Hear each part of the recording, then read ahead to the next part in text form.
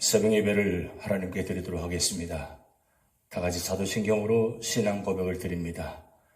전능하사 천지를 만드신 하나님 아버지를 내가 믿사오며 그 외아들 우리 주 예수 그리스도를 믿사오니 이는 성령으로 잉태하사 동정녀 마리아에게 나시고 본디오 빌라도에게 고난을 받으사 십자가에 못 박혀 죽으시고 장사한 지 사흘 만에 죽은 자 가운데서 다시 살아나시며 하늘에 오르사 전능하신 하나님 우편에 앉아 계시다가 저리로서 산자와 죽은 자를 심판하러 오시리라. 성령을 믿사오며 거룩한 공회와 성도가 서로 교통하는 것과 죄를 사하여 주시는 것과 몸이 다시 사는 것과 영원히 사는 것을 믿사옵나이다. 아멘. 찬송가 287장 예수 앞에 나오면 죄사함 받으며 함께 찬양 드리시겠습니다.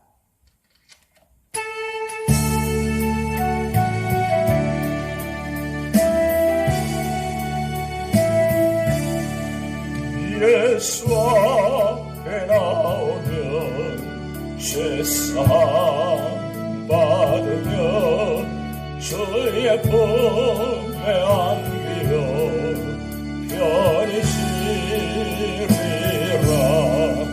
우리 주만 믿으며 모두 구원하며 영생 동난 면류관 확실히 받겠네. 예수 앞에 나와서 은총을 받으며 마음의 기쁨 넘치어 감사리라.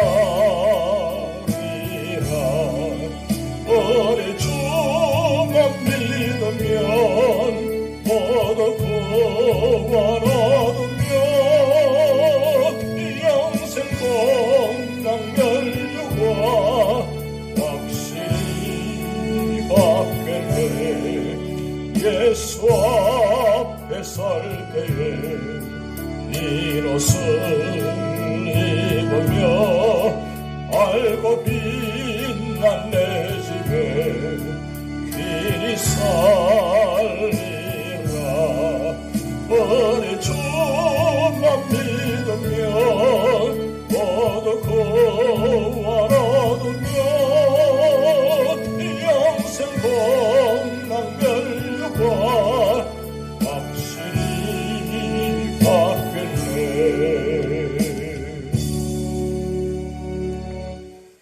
오늘 우리 교회에 주신 하나님 말씀은 창세기 41장 1절에서 57절 말씀입니다. 만 2년 후에 바로가 꿈을 꾼 적 자기가 나일 강가에 서 있는데 보니 아름답고 살진 7 암소가 강가에서 올라와 갈밭에서 뜯어먹고 그 뒤에 또 흉하고 화려한 다른 7 암소가 나일 강가에서 올라와 그 소와 함께 나일 강가에 서 있더니 그 흉하고 화려한 소가 그 아름답고 살찐 7 소를 먹은지라. 바로가 곧 깨었다가 다시 잠이 들어 꿈을 꾸니 한 줄기에 무성하고 충실한 7 이삭이 나오고 그 후에 또 가늘고 동풍에 마른 7 이삭이 나오더니 그 가는 7 이삭이 무성하고 충실한 7 이삭을 삼킨지라. 바로가 깬 적 꿈이라. 아침에 그의 마음이 번민하여 사람을 보내어 애굽의 점술가와 현인들을 모두 불러 그들에게 그의 꿈을 말하였으나 그것을 바로에게 해석하는 자가 없었더라. 술 맡은 관원장이 바로에게 말하여 이르되 내가 오늘 내 죄를 기억하나이다. 바로께서 종들에게 노하사 나와 떡 굽는 관원장을 친위 대장의 집에 가두셨을 때에 나와 그가 하룻밤에 꿈을 꾼 적 각기 뜻이 있는 꿈이라. 그곳에 친위 대장의 종된 히브리 청년이 우리와 함께 있기로 우리가 그에게 말하며 그가 우리의 꿈을 풀되 그 꿈대로 각 사람에게 해석하더니 그 해석한 대로 되어 나는 복직되고 그는 매달렸나이다. 이에 바로가 사람을 보내어 요셉을 부르매 그들이 급히 그를 옥에서 내놓은지라. 요셉이 곧 수염을 깎고 그의 옷을 갈아입고 바로에게 들어가니 바로가 요셉에게 이르되 내가 한 꿈을 꾸었으나 그것을 해석하는 자가 없더니 들은즉 너는 꿈을 들으면 능히 푼다 하더라. 요셉이 바로에게 대답하여 이르되 내가 아니라 하나님께서 바로에게 편안한 대답을 하시리이다. 바로가 요셉에게 이르되 내가 꿈에 나일 강가에 서서 보니 살찌고 아름다운 7 암소가 나일 강가에 올라와 갈밭에서 뜯어먹고 그 뒤에 또 약하고 심히 흉하고 파리한 7 암소가 올라오니 그같이 흉한 것들은 애굽 땅에서 내가 아직 보지 못한 것이라. 그 파리하고 흉한 소가 처음에 7 살찐 소를 먹었으나 먹은 듯 하지 아니하고 여전히 흉하더라. 내가 곧 깨었다가 다시 꿈에 보니 한 줄기에 무성하고 충실한 7 이삭이 나오고 그 후에 또 가늘고 동풍에 마른 7 이삭이 나더니 그 가는 이삭이 좋은 7 이삭을 삼키더라. 내가 그 꿈을 점술가에게 말하였으나 그것을 내게 풀이해 주는 자가 없느니라. 요셉이 바로에게 아뢰되 바로의 꿈은 하나라. 하나님이 그가 하실 일을 바로에게 보이심이니이다. 7 좋은 암소는 7회요 7 좋은 이삭도 7회니 그 꿈은 하나라. 그 후에 올라온 파리하고 흉한 7소는 7년이요 동풍에 말라 속이 빈 7 이삭도 7회의 흉년이니 내가 바로에게 이르기를 하나님이 그가 하실 일을 바로에게 보신다 함이 이것이라. 온 애굽 땅에 7회 큰 풍년이 있겠고 후에 7회 흉년이 들므로 애굽 땅에 있던 풍년을 다 잊어버리게 되고 이 땅이 그 기근으로 망하리니 후에 든 그 흉년이 너무 심함으로 이전 풍년을 이 땅에서 기억하지 못하게 되리이다.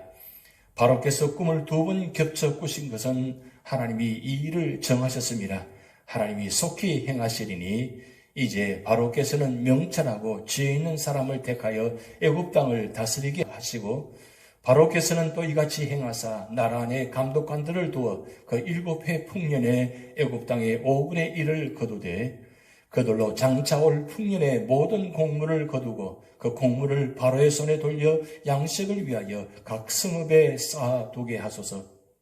이와 같이 그 곡물을 이 땅에 저장하여 애굽 땅에 임할 7회 흉년에 대비하시면 땅이 이 흉년으로 말미암아 망하지 아니하리이다. 바로와 그의 모든 신하가 이 일을 좋게 여긴지라. 바로가 그의 신하들에게 이르되 이와 같이 하나님의 영에 감동된 사람을 우리가 어찌 찾을 수 있으리요 하고 요셉에게 이르되 하나님이 이 모든 것을 내게 보이셨으니 너와 같이 명철하고 지혜 있는 자가 없도다.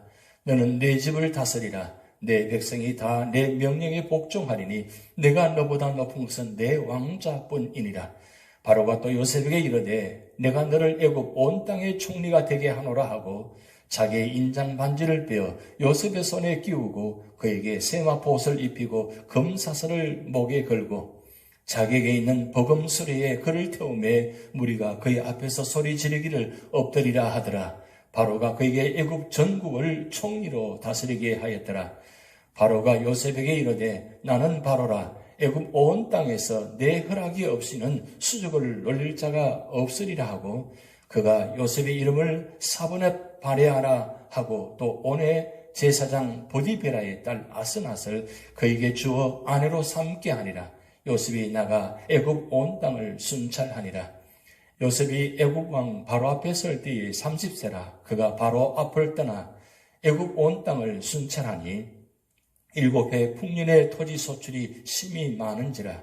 요셉이 애굽 땅에 있는 그 7년 곡물을 거두어 각 성에 저장하되 각 성읍 주위의 밭의 곡물을 그 성읍 중에 쌓아두매 쌓아둔 곡식이 바다 모래같이 심히 많아 세기를 그쳤으니 그 수가 한이 없음이었더라. 흉년이 들기 전에 요셉에게 2 아들이 나되 곧 온의 제사장 보디베라의 딸 아스낫이 그에게서 낳은지라. 요셉이 그의 장남의 이름을 머나세라 하였으니 하나님이 내게 내 모든 권한과 내 아버지의 온 집 일을 잊어버리게 하셨다 하며 차남의 이름을 에브라임이라 하였으니 하나님이 나를 내가 수고한 땅에서 번성하게 하셨다 함이었더라. 애굽 땅에 7회 풍년이 그치고 요셉의 말과 같이 7회 흉년이 들기 시작하며 각국에는 기근이 있으나 애굽 온 땅에는 먹을 것이 있더니 애굽 온 땅이 굶주림에 백성이 바로에게 부르짖어 양식을 구하는지라 바로가 애굽 모든 백성에게 이르되 요셉에게 가서 그가 너희에게 이르는 대로 하라 하니라.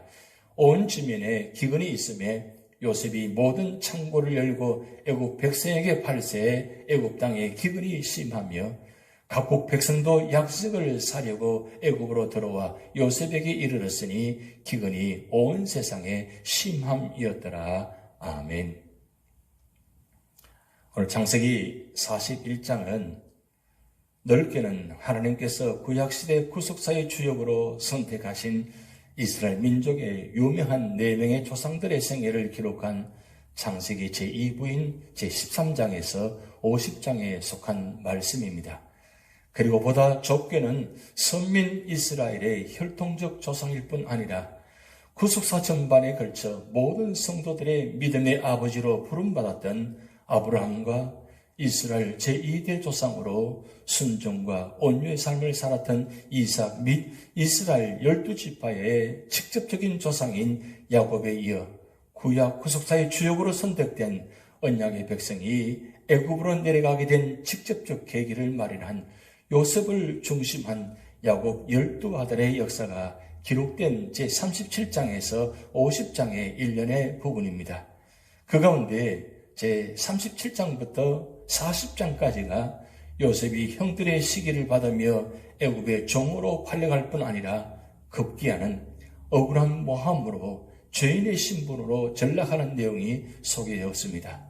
반면 본장 이후부터는 고난 가운데서도 하나님의 선택받은 자로서 의로움을 잃지 않았던 요셉의 고난이 드디어 끝이 나고 구속사의 주역으로서 위치를 회복함으로 인하여 야곱 가족의 애굽 이주가 이루어질 여건이 점차 조성되고 있음이 기록되고 있습니다. 본장은 바로 그 전환점에 위치한 내용을 담고 있는 바 일개 이방 출신의 노예 제수가 대제국의 왕인 바로 앞에 신적 권위를 갖고 서서 바로의 꿈을 명쾌하게 해몽하며 앞으로 있게 될 7년 대풍작과 7년 대흉작에 대한 대책까지 제시함으로써 이리압 총리 대신의 자리에 오르는 박진감 있는 내용을 수록하고 있습니다. 그런데 단순히 요셉의 생애에 있어서뿐 아니라 구속사 전체의 흐름에 있어서도 실로 큰 의미를 부여할 수 있는 이러한 대반전을 가능케 한 것은 무슨 엄청난 사건이 아니라 인간의 마음 깊숙이에서 일어나는 3가지 꿈이었습니다. 먼저 37장 5절에서 11절의 꿈으로 요셉은 아비 야곱의 사랑을 독차지하는 자리에서 전락하여 멀리 타국이 와서 종이요 제수가 되었습니다.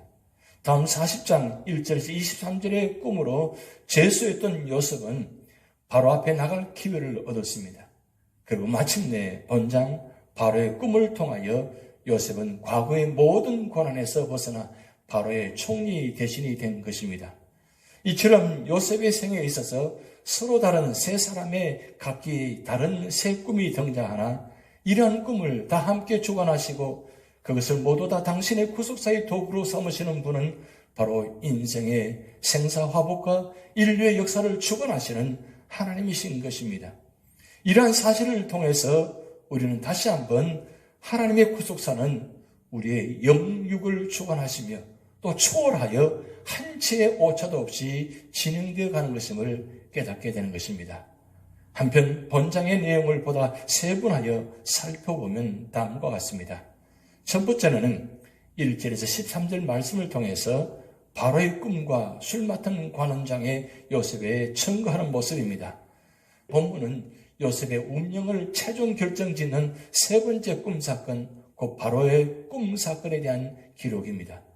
이러한 본문은 생생한 꿈으로 인해 심히 번민해하는 애굽 왕 바로와 그 꿈을 풀지 못해 절절매는 애굽의 술객과 박사들의 모습을 기록한 전반부와 술 맡은 관원장이 약 2년 전 감옥 생활 때 요셉의 꿈 해석 사건을 기억하고 요셉을 바로에게 청구한 사실을 기록한 후반부로 구성되어 있습니다. 여기서 우리는 하나님께서 적절한 때에 적합한 상황을 만들기 위해 바로의 꿈을 통해 섭리하셨다는 사실과 하나님의 약속은 비록 더디어 보이지만 가장 적절한 때에 가장 적합한 상황 속에서 반드시 성취된다는 사실을 알 수 있습니다. 사실 술 맡은 관원장이 복직하고 요셉의 은혜를 잊어버렸을 때는 하나님의 구원 계획이 수포로 돌아가는 것이 보이기도 했으나 요셉은 때가 되면 하나님께서 당신의 뜻을 이루시는 분이심을 믿었기 때문에 모진 시련 가운데서도 결코 좌절하거나 낙담하지 아니하고 인내 중에 소망을 가질 수 있었던 것입니다. 한편 애국 왕 바로의 꿈 사건은 인간이 아무리 막강한 권력을 가졌다 할지라도 전 우주의 주권자여 통치자이신 하나님 앞에서는 한낱 초계와 같은 미미한 존재임을 밝히 보여주고 있습니다. 아울러 당대 최고의 강대국이던 애국 왕 바로가 이방인으로 애굽에 노예된 자요 또한 죄수였던 요셉에게 도움을 요청한 사실은 진정한 지혜와 능력은 지식의 많음이나 지위의 높음으로 말미암지 않고 오직 하나님을 경외하는 데서 얻어진다는 것을 보여주고 있습니다.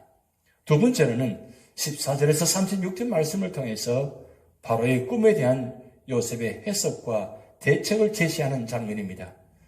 본문은 요셉이 마침내 바로의 부름을 받고 감옥으로부터 바로 앞에 나아가 당당히 바로의 꿈을 해석한 사실을 기록하고 있습니다. 이러한 본문을 좀 더 상세히 살펴보면 다음과 같습니다.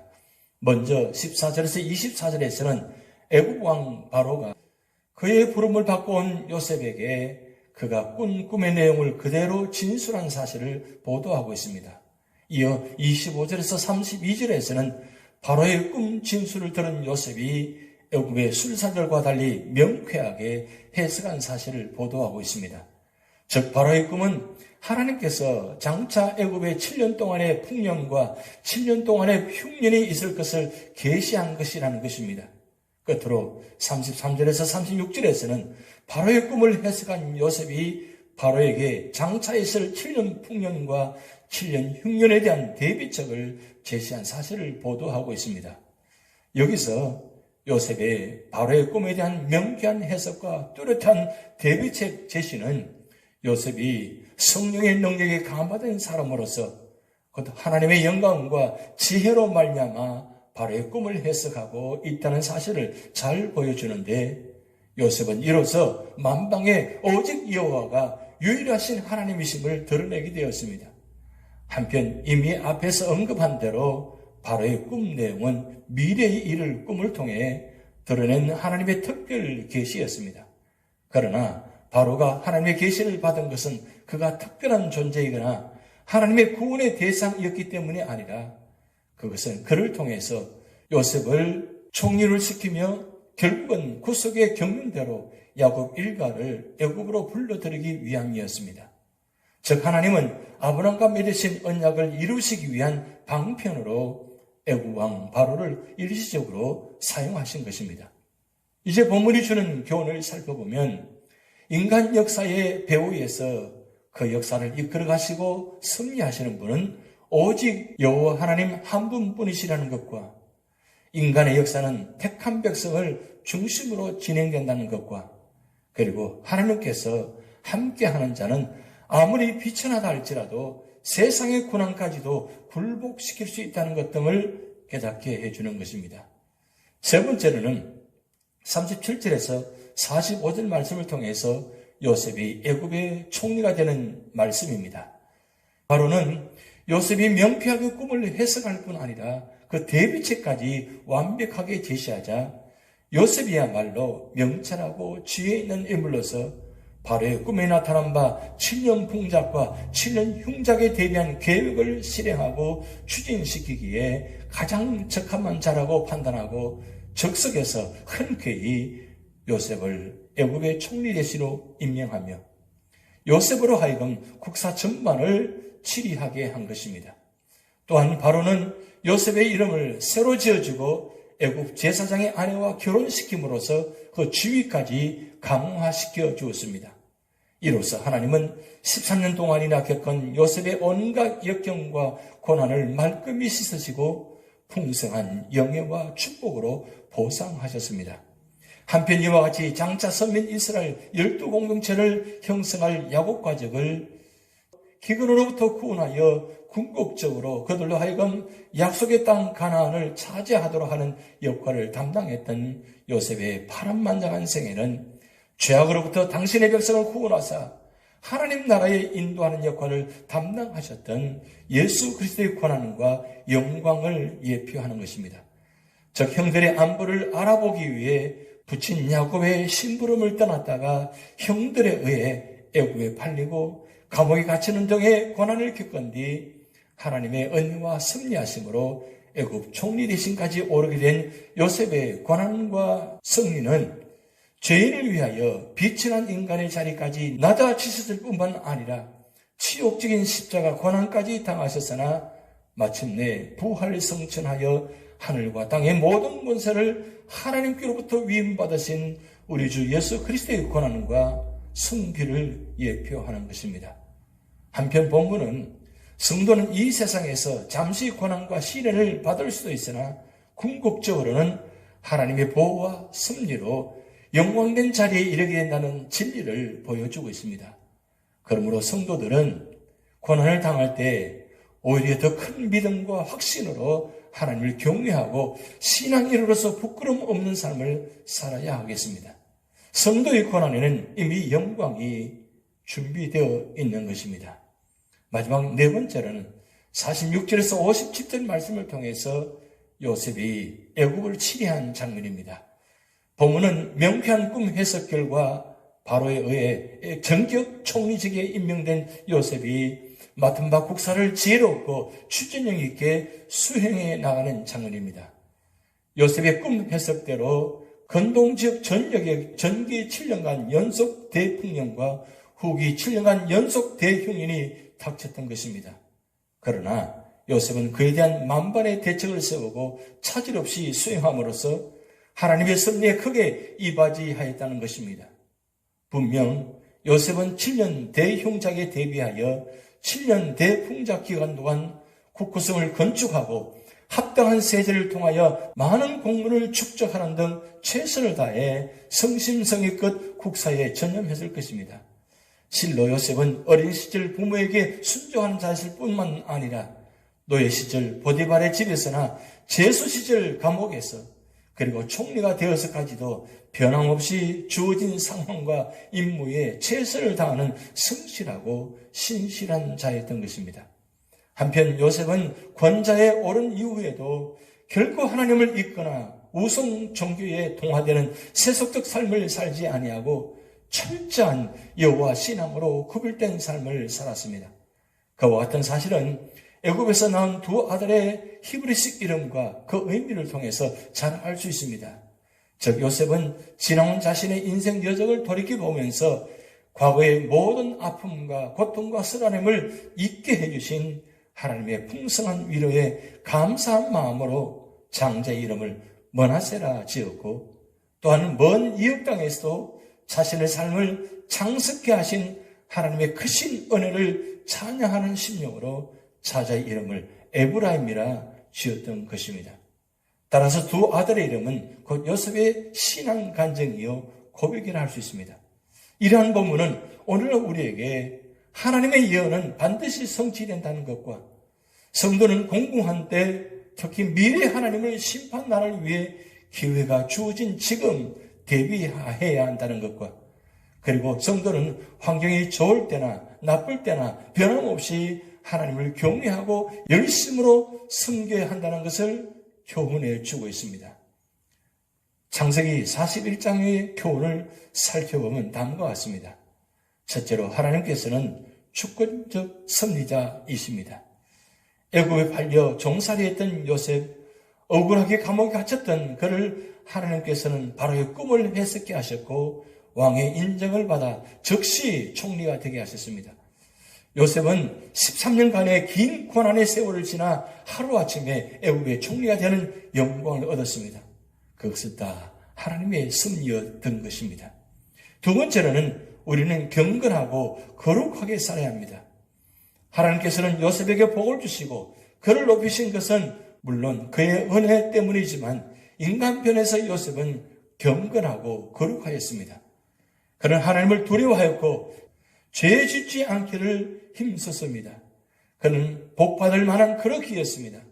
하나님께서는 경건하고 거룩한 사람을 더욱 사랑하시고 오직 그런 사람을 높이시며 다 크게 쓰실 것입니다. 세 번째로는 요셉은 예수 그리스도와 세상의 모든 성도들의 예표인 것입니다. 주 예수님께서는 우리 죄 때문에 사람으로 십자가에 죽으셨습니다. 그러나 그는 3일 만에 부활하셨고 하나님 오른편에 앉으셨고 장차 재림하실 것입니다. 주의 제자된 우리도 고난 후에 영광에 이를 것입니다. 자신을 부정하고 예수님을 따르며 그를 위해 목숨을 잃고자 하는 자마다 영생을 얻을 것이며 현재의 고난은 천국의 영광에 비교될 수 없다고 말씀하고 있습니다. 사랑하는 성도 여러분, 오늘 요셉의 총리 대신이 되는 장면을 보았습니다. 우리가 얼마나 평소에 준비하는가에 따라서 결정적인 순간에 상황이 달라질 수 있다는 것입니다. 30세에 그것도 이방인인 노예가 애굽 나라의 총리가 될 수 있다는 것은 하나님의 역사가 아니고는 될 수 없었다는 사실입니다. 그래서 역사는 사람이 주관하는 것이 아니라 하나님이 주관하십니다. 그렇다면 오늘 우리 교회, 우리 가정의 모든 삶, 이 국가, 이 모든 세계의 모든 역사는 하나님이 주관하시고 다스리시고 섭리하시고 인도하시고 보호하시고 축복하십니다. 이번 한 주간도 찬양과 말씀과 기도로 승리하시기를 소원하며 무엇보다도 성령께서 우리 가정에 우리 삶의 자리에 오셔서 함께 하시며 인도하시며 보호하시며 치료하시며 회복시켜 주시며 축복하시는 그 놀라운 역사가 여러분에게 함께 임하시기를 주님의 이름으로 축복드립니다. 다 같이 주기도문 하시겠습니다. 하늘에 계신 우리 아버지여, 이름이 거룩히 여김을 받으시오며 나라의 임하옵시며 뜻이 하늘에서 이룬 것 같이 땅에서도 이루어지이다. 오늘날 우리에게 일용할 양식을 주옵시고 우리가 우리에게 죄진 자를 사하여 준 것 같이 우리 죄를 사하여 주옵시고 우리를 시험에 들게 하지 마옵시고 다만 악에서 구하옵소서. 대개 나라와 권세와 영광이 아버지께 영원히 있사옵나이다. 아멘.